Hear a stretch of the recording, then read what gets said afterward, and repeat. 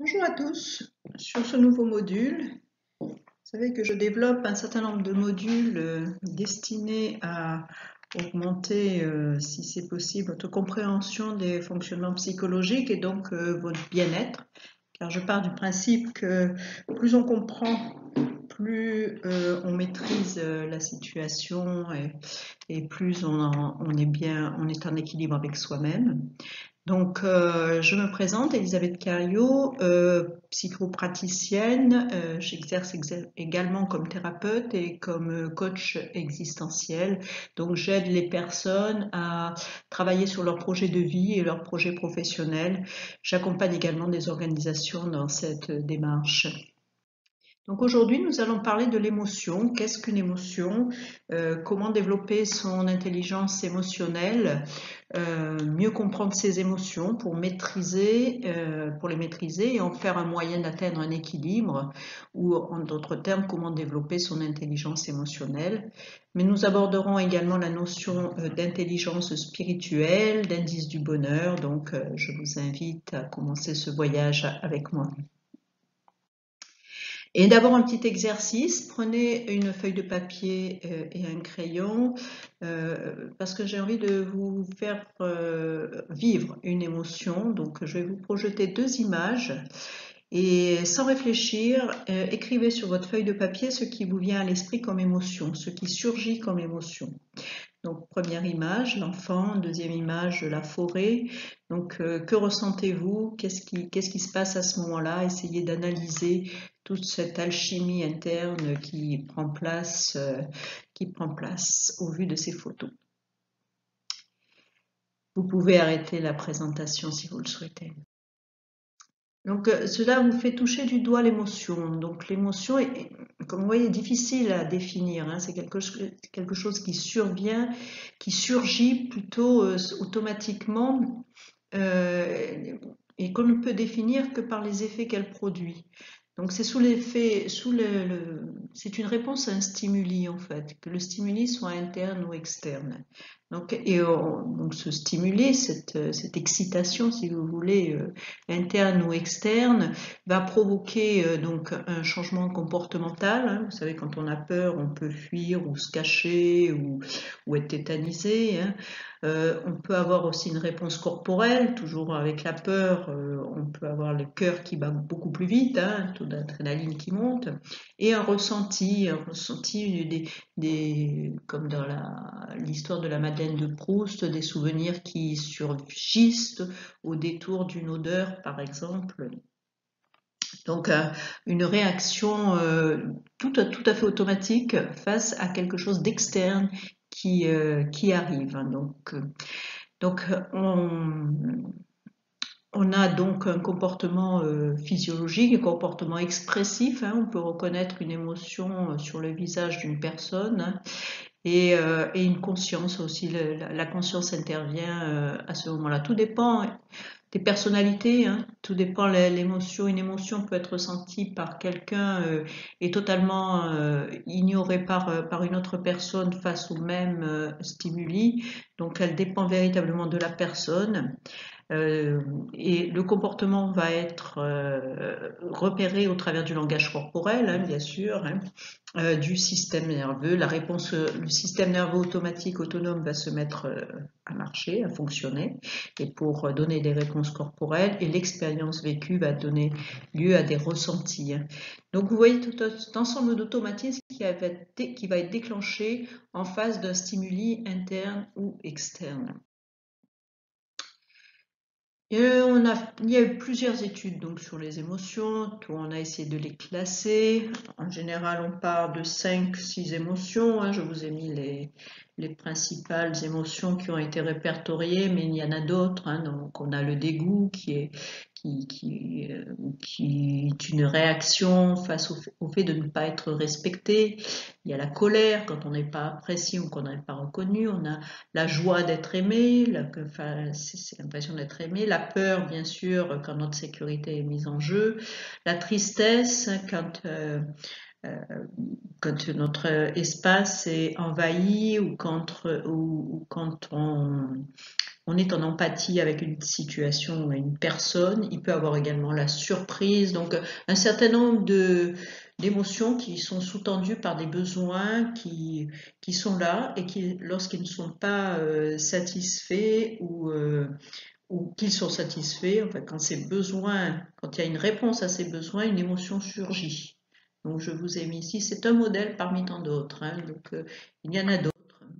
Euh, Existe-t-il vraiment des émotions de base? Là aussi, je vous invite à reprendre votre papier, votre crayon, et pour écrire quelles sont, à votre avis, les principales émotions.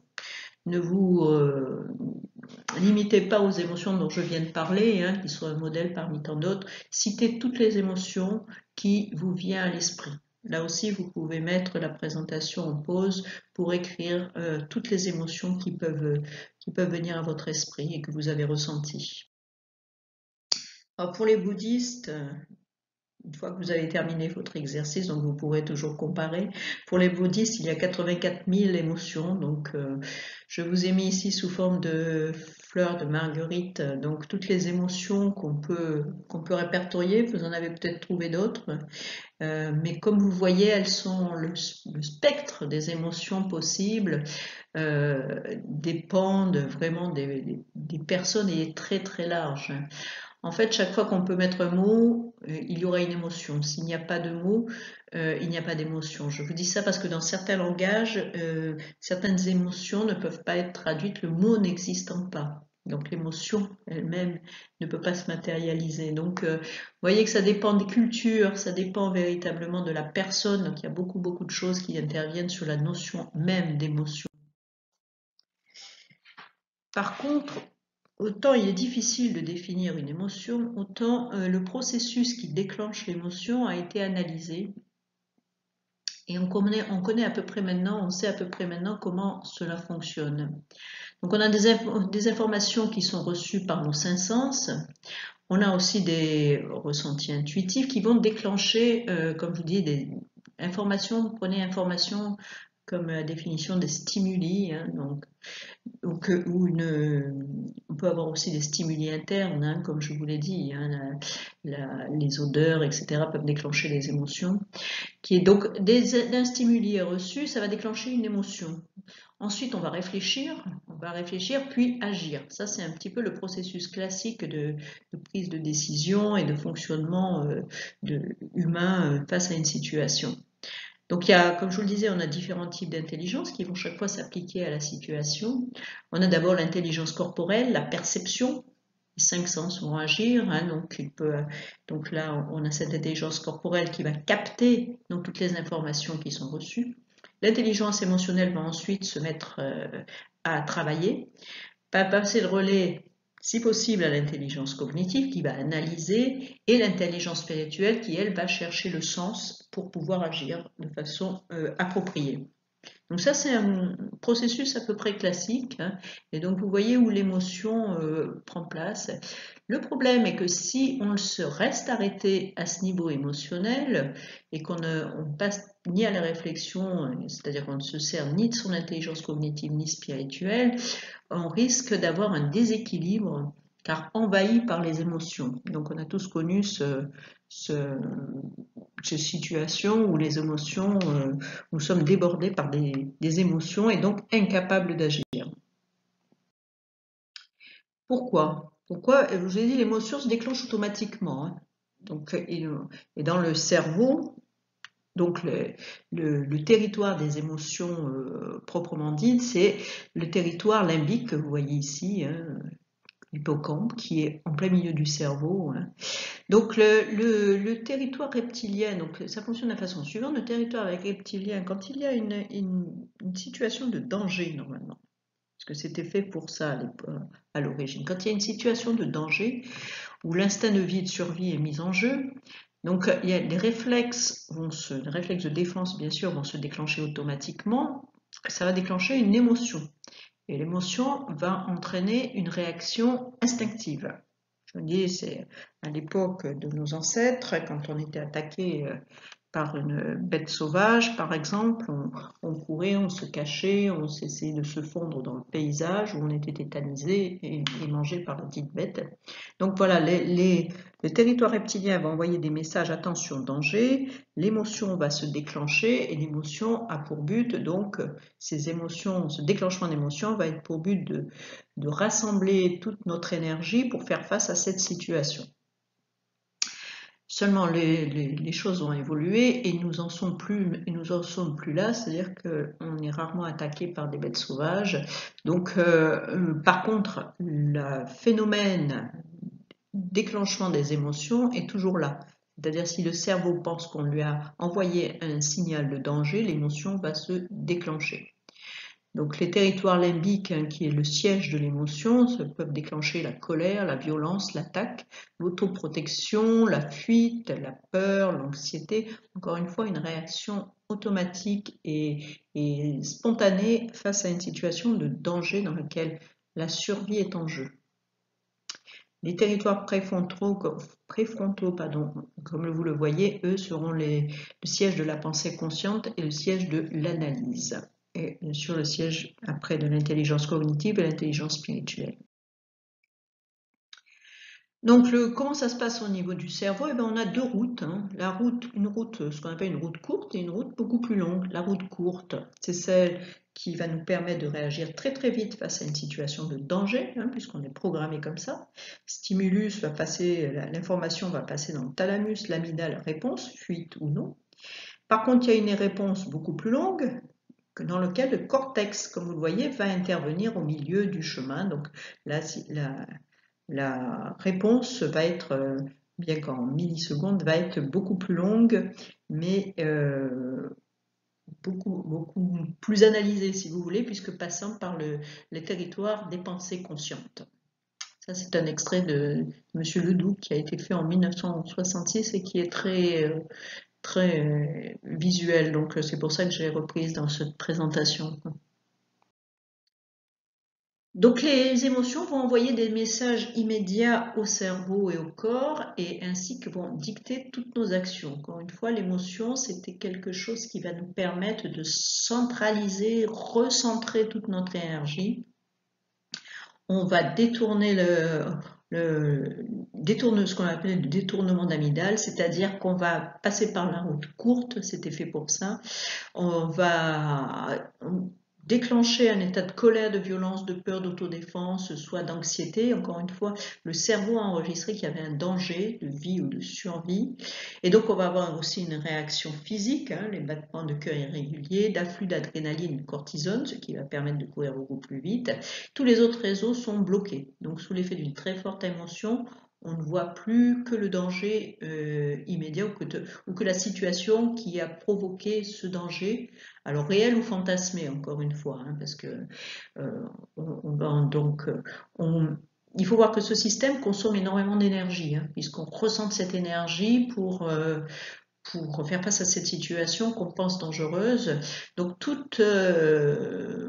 le savoir-faire va consister à prendre du recul, hein, et pour cela, bien sûr, il y a des outils, hein, ça se travaille, hein, puisque souvent cette réaction émotionnelle surdimensionnée n'est plus adaptée à notre vie moderne, hein, puisque on est rarement en situation de danger physique ou des dangers de survie immédiats, hein. Par contre, l'émotion, elle est toujours la même, hein, que la situation soit réelle ou fictive, le cerveau va réagir de la même façon, puisqu'il est programmé comme ça, hein. Et l'amygdale va être détournée, hein. L'amygdale, c'est ce qui déclenche des réponses émotionnelles, hein. Elle reçoit donc des signaux du néocortex, mais elle peut recevoir, comme je vous l'avais dit, directement des signaux du thalamus, donc aller beaucoup plus vite et donc avoir une réaction beaucoup plus spontanée, mais des fois complètement inadaptée à la situation, hein. Donc le cerveau là se court-circuite en cas d'émotion très forte parce qu'encore une fois, il perçoit un danger. Alors, ce qui peut déclencher le détournement de l'amygdale et donc le néocortex, vous voyez donc les 5 blessures émotionnelles principales. Donc ça a été issu des travaux du psychiatre américain John Pierrakos dans les années 90, qui a été repris par Louise Bourdeau. Et ce sont les blessures qui reviennent le plus souvent et qui influencent nos comportements. Donc, on peut à partir de ça se fabriquer ce qu'on appelle une personnalité secondaire, un masque, comme dirait Jung, une persona plutôt, comme dirait Jung, qui permettent de répondre à cette situation quand elle a été vécue et quand elle a imprégné la psyché de façon assez profonde. Donc, les 5 blessures émotionnelles les plus courantes, c'est être rejeté, bien sûr, être abandonné, le sentiment d'être abandonné, être trahi, être traité injustement, l'injustice, ou être humilié.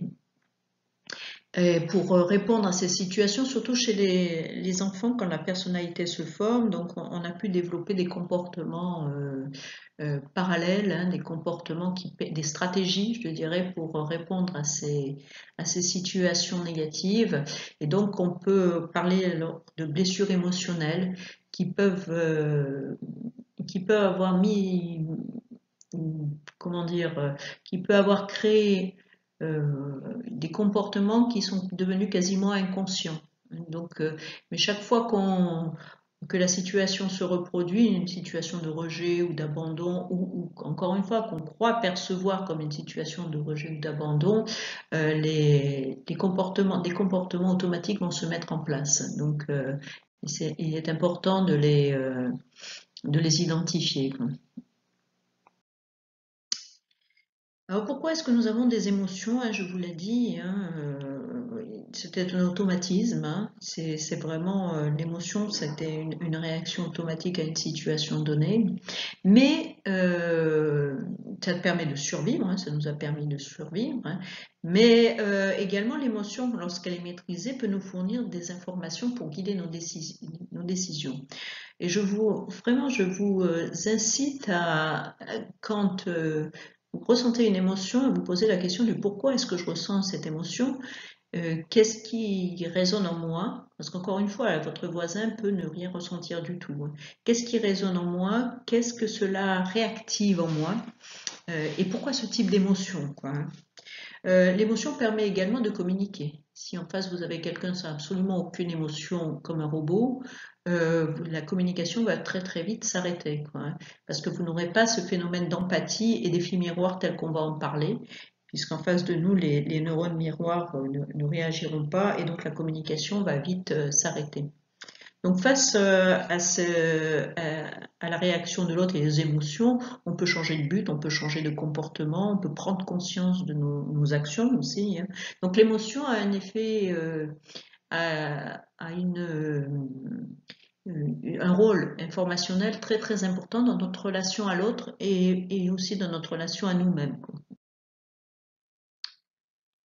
Alors, il est important, bien sûr, comme je vous disais, de maîtriser ses émotions, hein, parce que parfois elles sont inadaptées, hein, elles sont pas justifiées, si vous voulez, il n'y a pas de danger immédiat, donc il est important de maîtriser ses émotions afin de mieux utiliser ce potentiel d'énergie. Comme je vous disais, l'émotion aussi c'est de l'énergie, hein, puisqu'on recentre notre énergie pour faire face à un danger. Donc il est vraiment important de connaître et de maîtriser ses émotions, euh, pour maîtriser cet impact physiologique, cet impact relationnel dont je vous ai parlé, hein, et pour développer votre créativité et surtout votre adaptabilité. Puisque l'émotion, c'est tout de même aussi une source de créativité, hein. On ressent une émotion aussi devant un coucher de soleil, par exemple, hein. Donc c'est quelque chose qui va nous marquer, hein. Alors, exercice, encore une fois, notre petite feuille de papier.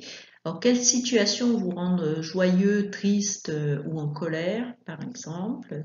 Décrivez comment vous expérimentez ces émotions, physiquement, comportement, pensée. Et êtes-vous plus à l'aise avec certaines émotions plus qu'avec d'autres?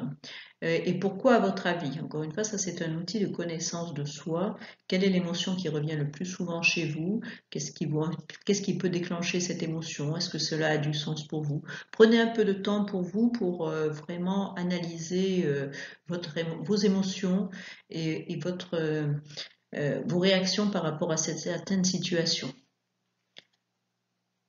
Donc là aussi, vous pouvez arrêter la présentation. Nous allons aborder maintenant comment, tout ça est bien joli, vous allez me dire, mais comment maîtriser ces émotions, puisqu'elles sont automatiques, elles surviennent automatiquement, donc comment les maîtriser, et donc on va parler cette fois-ci d'intelligence émotionnelle, bien sûr, mais aussi surtout d'intelligence spirituelle. Alors l'intelligence émotionnelle, je vous l'ai dit, est assez difficile à définir et donc j'ai retrouvé des définitions qu'avaient fait certains chercheurs et des psychologues américains, dont Peter Salovey et John Mayer. Ils ont donné deux définitions. Il y a une première définition qu'ils ont revue ensuite. La première définition était la suivante.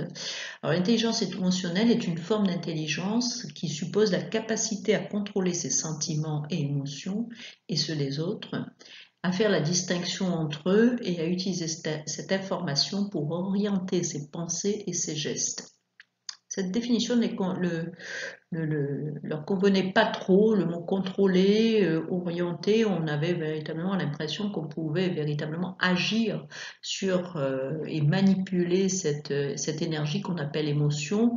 Donc, mais c'était peut-être pas aussi simple que ça. Donc ils ont revu leur définition et je vous donne leur deuxième formulation, c'est l'habilité à percevoir et à exprimer ses émotions, à les intégrer pour faciliter la pensée, à comprendre et à raisonner avec les émotions, ainsi qu'à les réguler chez soi et chez les autres.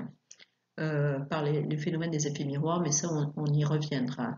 Donc vous voyez, ils ont barré, ils ont enlevé le mot contrôle pour le remplacer par le mot intégré, qui à mon avis effectivement est beaucoup plus juste, hein, puisque l'énergie est là, après il faut la récupérer, hein, il faut l'intégrer, il faut l'analyser, donc on va retrouver les mots comme percevoir, l'expression aussi de l'émotion qui est important, hein, il est important d'exprimer ses émotions, sous quelque forme que cela peut avoir, hein, c'est pas forcément en allant le jeter à la face des autres, mais ça peut aussi prendre l'effet d'un cahier qu'on peut tenir pour exprimer ses émotions, par exemple.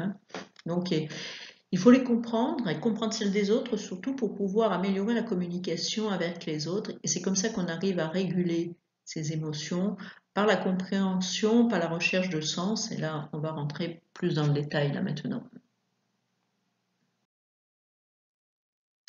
Alors, que faut-il, quels outils, sur quoi nous allons nous servir pour maîtriser nos émotions? Ce qu'on va appeler les métacompétences, c'est-à-dire les compétences générales à acquérir pour maîtriser ses émotions.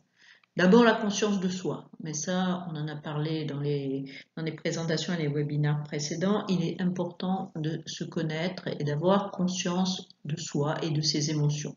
Les émotions vont nous permettre de mieux nous comprendre d'ailleurs. Pourquoi est-ce que j'ai une émotion face à une telle situation? J'en ai déjà parlé. Donc aussi l'analyse des émotions va nous permettre de mieux nous comprendre nous-mêmes. Autogestion, donc maîtrise émotionnelle. Ici, il faut véritablement maîtriser cette émotion, prendre conscience déjà de cette émotion, encore une fois comprendre sa raison d'être, hein, pourquoi cette émotion, pourquoi est-ce que je la ressens, être transparent par rapport à soi-même et reconnaître ses zones d'ombre, hein.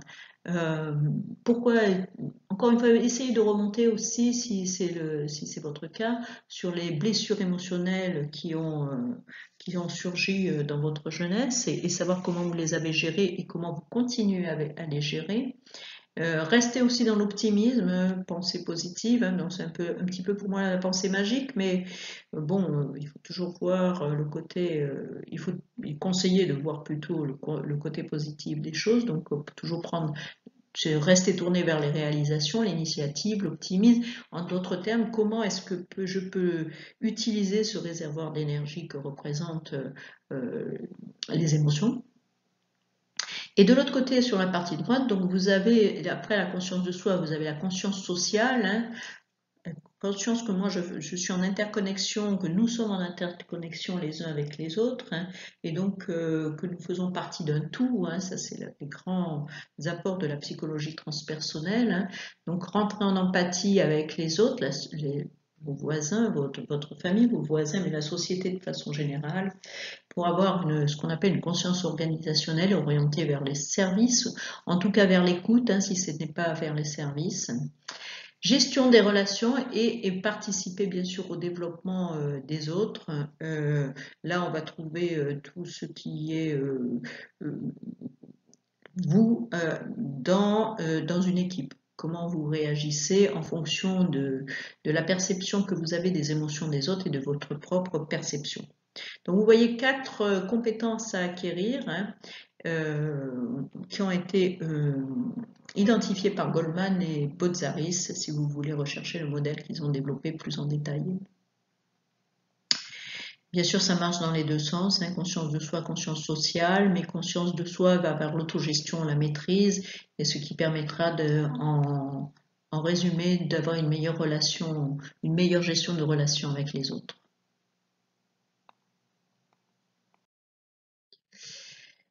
Autre modèle, un modèle qui a été développé par le docteur Reven, modèle qu'on appelle le EQI2O, 0.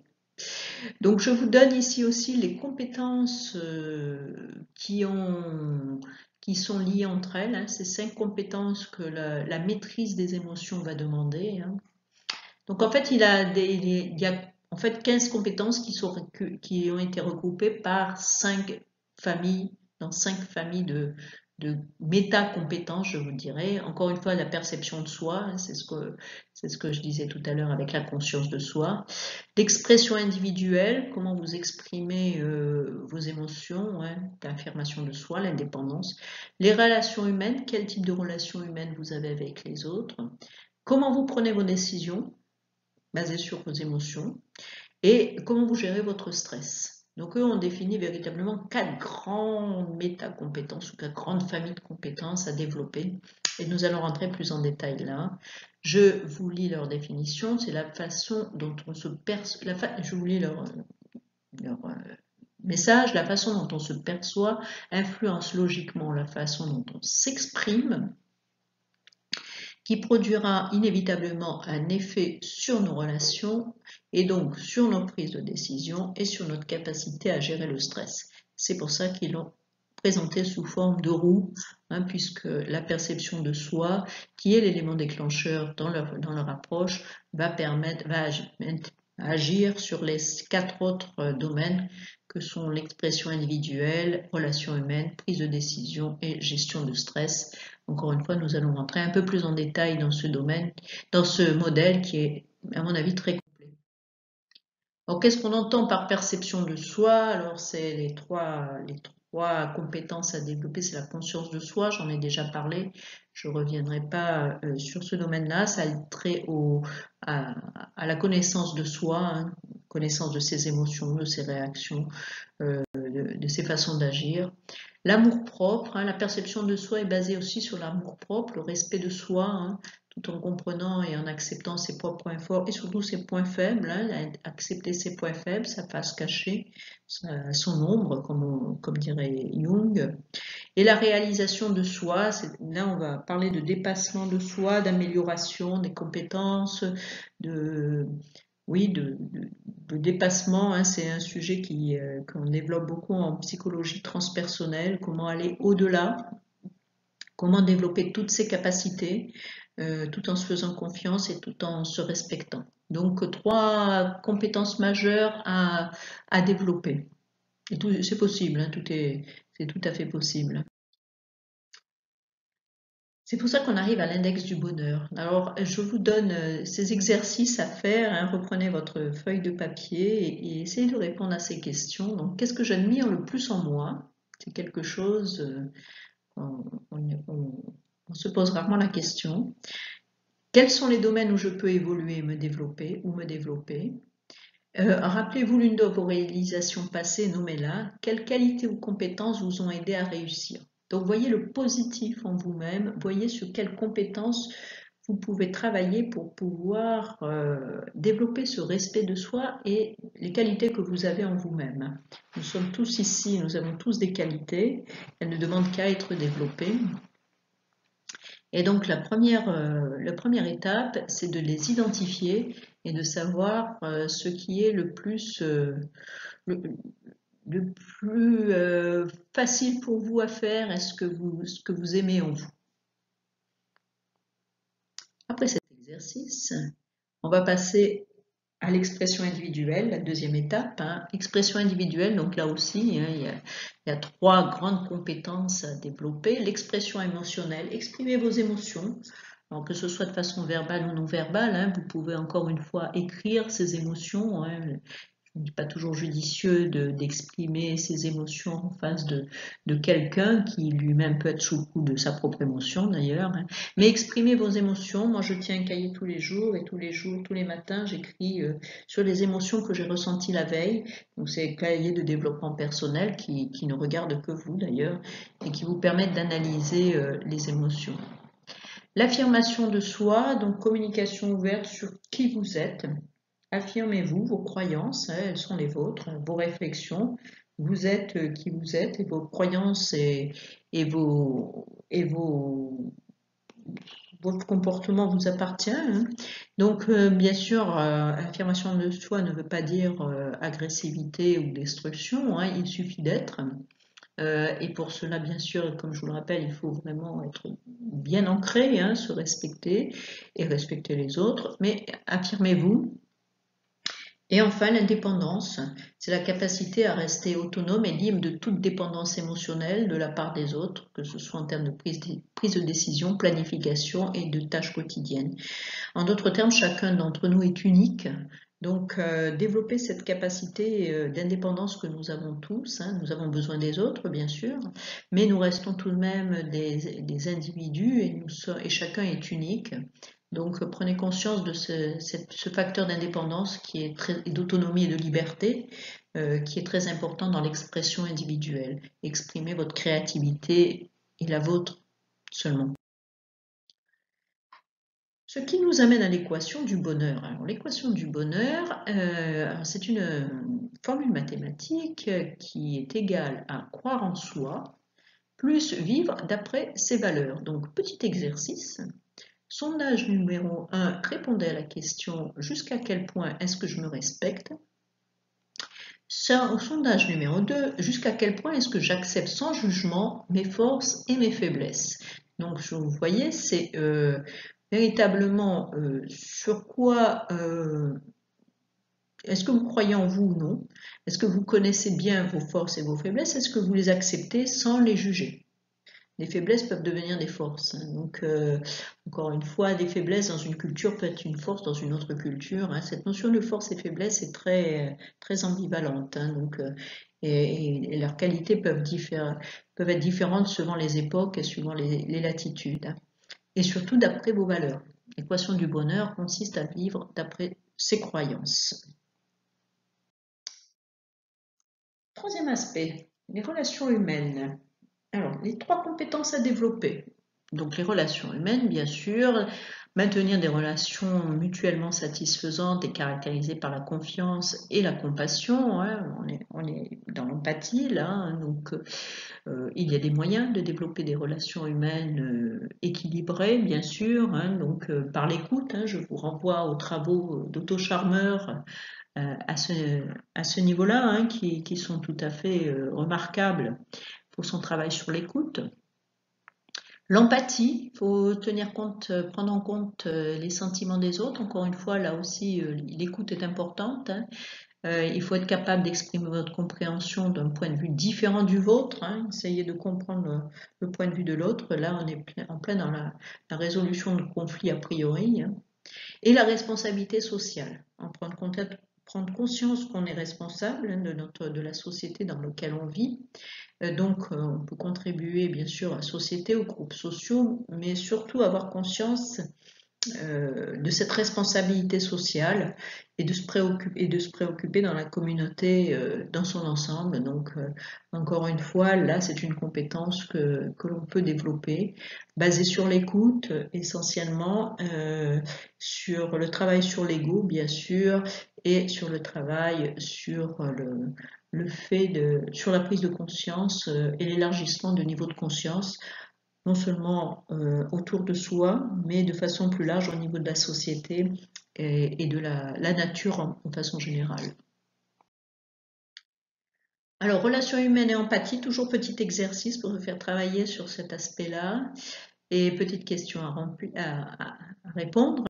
Donc, combien de fois interagissez-vous avec d'autres personnes dans un but précis et non pour avoir simplement un échange significatif? Donc, est-ce que vous agissez dans votre communication par intérêt, en d'autres termes, ou est-ce que véritablement vous cherchez à comprendre qui est l'autre? Quelles sont les causes des difficultés dans vos relations? Qu'est-ce qui pourrait améliorer les choses? Qui sont vos amis les plus proches, en termes de famille ou non? Quelle est la probabilité que vous vous confiez à eux? Pourquoi ou pourquoi pas? Donc, trois petites questions pour permettre de travailler sur votre place, votre niveau en termes de relations humaines ou d'empathie. Juste un petit mot avant de continuer sur les relations interpersonnelles. Je vous ai parlé d'effet miroir, hein.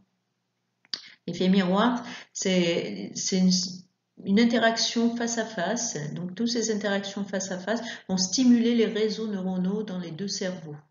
Donc, on va avoir un effet miroir des neurones qui vont réagir voilà, de façon symétrique dans les deux cerveaux. C'est-à-dire qu'un état émotionnel interne va se refléter dans le cerveau de l'autre.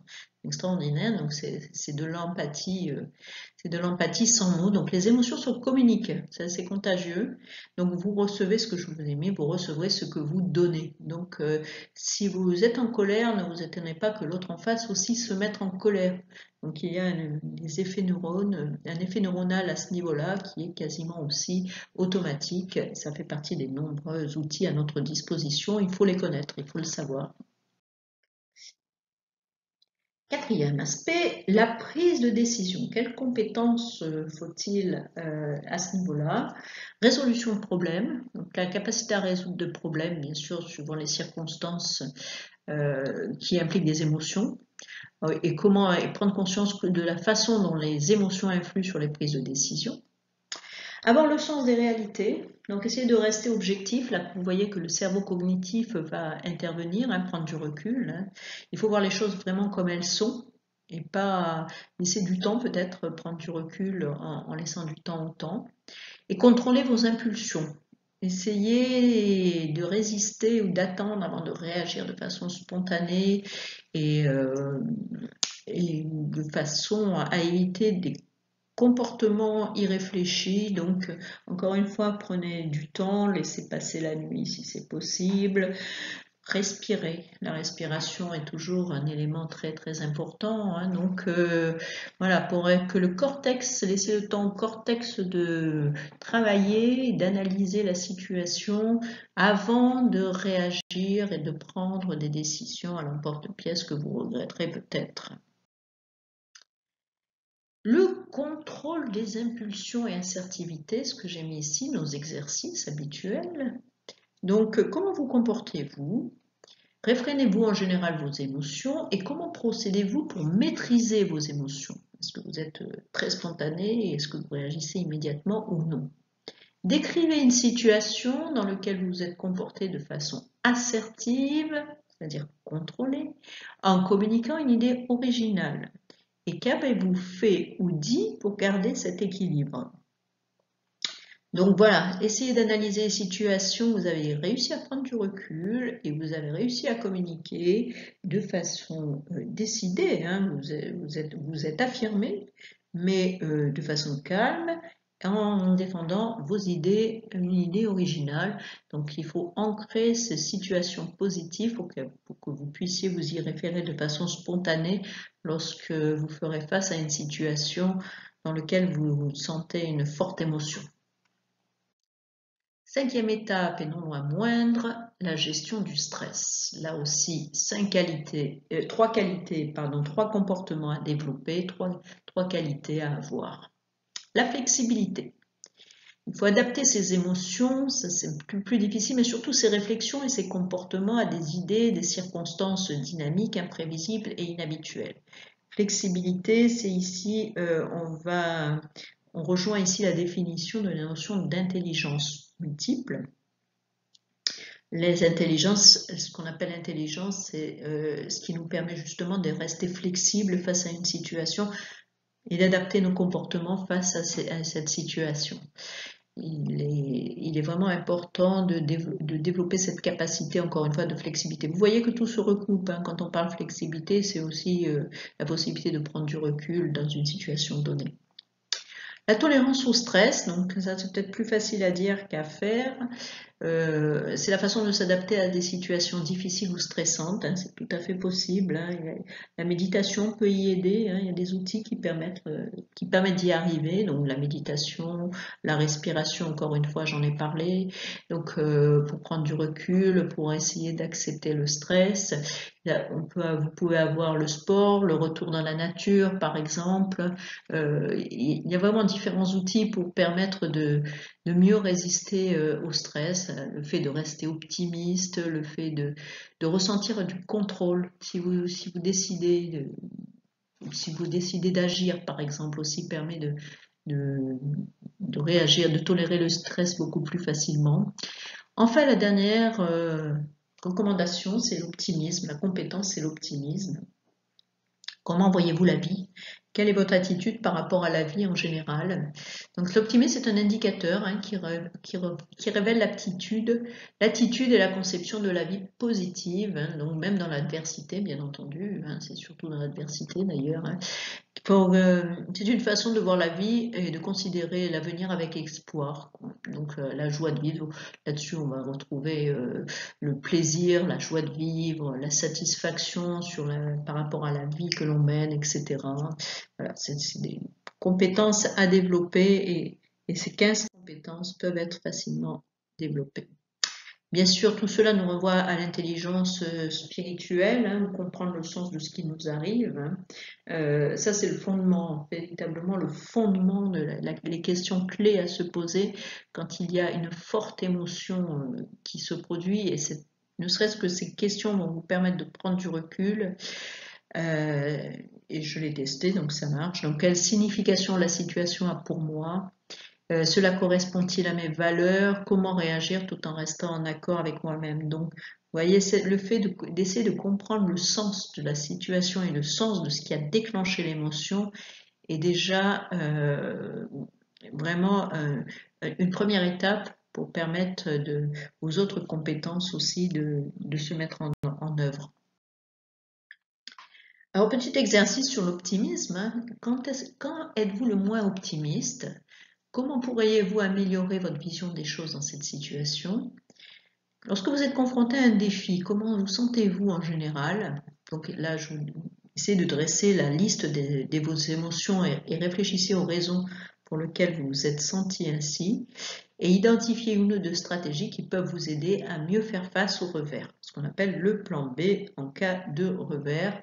Vous connaissez la définition du gagnant, c'est pas celui qui gagne, c'est celui qui sait ce qu'il va faire lorsqu'il est perdant. Donc vous voyez, c'est toute cette façon de réagir face à cette situation comme vous pouvez. Donc il y a différentes façons de réagir. Encore une fois, tout ceci est basé sur votre personnalité et donc le travail sur vous-même. Alors, l'index du bonheur, je vous ai mis ici un résumé que j'ai trouvé particulièrement amusant mais aussi particulièrement parlant sur l'intelligence émotionnelle. Vous voyez qu'il y a plusieurs paramètres, hein, il y a plusieurs segments, hein, donc c'est assez complexe, hein. Il y a un aspect optimisme, bien sûr, mais c'est un équilibre. Alors l'index du bonheur, c'est un équilibre entre le regard que l'on se porte, le respect qu'on a vis-à-vis de soi-même, etc. Voilà, l'optimisme, les relations interpersonnelles et l'autoréalisation. C'est un petit peu tout ça que vous avez dans ce schéma très, très, très joli d'ailleurs, hein. Donc voilà, c'est vraiment un mélange entre le pouvoir de la pensée, les émotions, c'est le regard qu'on a sur la vie également, hein. C'est vraiment le regard que l'on a sur la vie et le regard que l'on a sur soi-même. Donc important aussi de voir de comprendre comment vous voyez la vie de façon optimiste ou non et comment vous vous voyez vous. ce qu'il faut améliorer, ce qu'il ne faut pas améliorer, voilà, surtout quels sont vos atouts et comment vous pouvez les mettre en valeur et en œuvre. Donc, travail à faire chez soi. Euh, pour la fin, donc toujours notre cahier hein, ou notre feuille de papier. Donc faites l'inventaire de tout ce qui va bien dans votre vie, de ce qui est positif, permanent et personnel. Reconnaissez-le et fêtez-le. C'est vrai qu'on ne le fait pas assez souvent. Hein. On voit toujours le côté peu négatif des choses, hein, aidé en cela par les médias actuels depuis pas mal d'années, des dizaines d'années qui nous montrent que ce qui est négatif dans la vie. Hein. Mais essayez de voir pas essayer, regardez ce qui est positif chez vous et tout ce qui va bien et tout ce que vous pourriez faire, mettre en œuvre et que vous aimeriez faire. Il y a d'autres techniques également pour prendre du recul. Je vous en ai mis quelques-uns, j'en ai parlé au cours de la présentation, mais la méditation, l'écriture, bien sûr, l'art, mais seulement la nature, marcher dans la nature, respirer. On ne respire pas assez profondément, assez souvent. L'analyse des rêves également, qui peuvent être des sources d'informations sur vous-même et sur votre rapport aux autres. Donc autant de techniques qui peuvent être travaillées. Donc je vous laisse mes coordonnées. Bien sûr, si vous avez besoin d'un accompagnement, n'hésitez pas à me contacter. Hein. Mais également, et ça me ferait plaisir, si vous avez des remarques sur cette présentation, j'espère en tout cas qu'elle vous sera utile, qu'elle vous aura été utile. Et n'hésitez pas à me faire part de vos commentaires et de vos suggestions. Je vous souhaite à tous une excellente continuation sur votre chemin. Merci et au revoir.